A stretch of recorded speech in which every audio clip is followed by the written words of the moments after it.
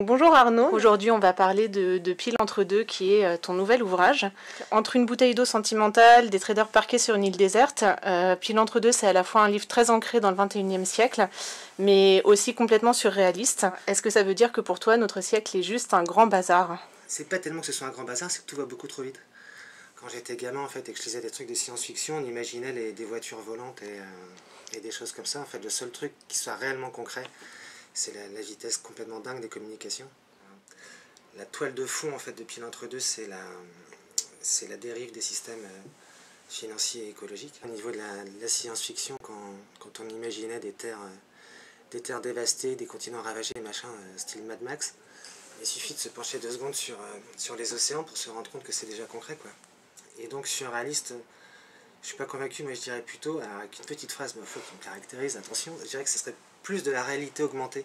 Ouais, c'est un peu ça, tu prends une situation et la distorde suffisamment pour que ça semble crédible tout en étant un peu à côté, quoi. Il y a un garçon qui fait ça très bien aux États-Unis, c'est un type qui s'appelle Chuck Palahniuk, qui est l'auteur de Fight Club. Et lui, il prend des communautés comme ça de gens et il en fait un terrain de jeu pour ses histoires. C'est un peu ça, c'est le terrain de jeu des banquiers pour leur faire faire un truc un peu ouais, c'est presque comme une espèce de petit plaisir. On vous sent également très influencé par le roman US. On parlait tout à l'heure de Fight Club. Quelles sont tes lectures, tes sources d'inspiration, voilà, toutes les choses qui t'inspirent au quotidien?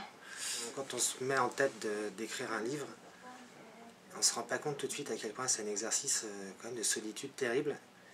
Donc c'est vrai que tant qu'à faire, autant prendre des espaces un peu joyeux ou un peu grands ou un peu aérés. C'est vrai que la littérature que j'aime se nourrit pas mal de ça. Il y a toute une collection des éditions Gallmeister qui sont spécialisées dans un genre qui s'appelle le natural writing.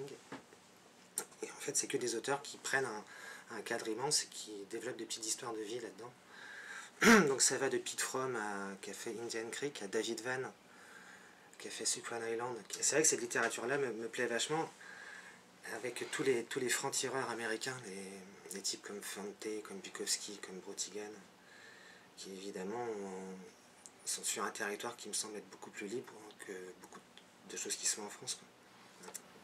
Puis après, je ne me nourris pas que de romans, il y a tout l'univers des séries, du cinéma, de la bande dessinée, où là c'est un peu ça qui m'intéresse, ouais. Et d'ailleurs, on sent quand même aussi l'influence de la musique. Tous tes différents livres se lisent comme on écoute un vieux classique de rock. La musique, c'est quelque chose qui me baigne depuis tout gamin.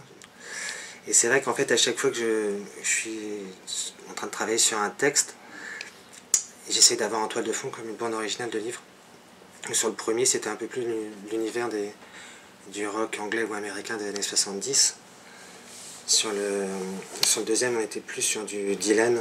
Et sur le troisième, on est plus sur du jazz. Ça me donne aussi l'occasion de balayer toute ma discothèque. Puis l'entre-deux, je l'ai écouté, enfin, je l'ai écrit en écoutant énormément de jazzman comme Bill Evans, Cannonball Adderley, Chet Baker, Coltrane, Miles, enfin, tous ces types-là, c'est des univers à part entière. La période actuelle est une grande source d'inspiration pour tes prochains livres.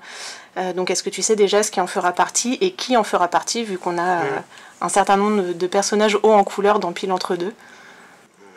En grattant même un tout petit peu dans l'actualité, il y a quand même pas mal de trucs qui se passent.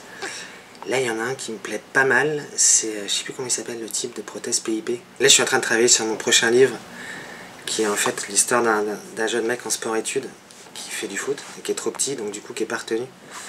Et en fait, il décide de se couper un bras avec une tronçonneuse pour participer aux Jeux paralympiques.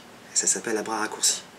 J'imagine qu'il va être amené à croiser des gens travaillant dans l'industrie pharmaceutique. Enfin, je vous en dis pas plus, j'ai écrit 3 mots pour le moment.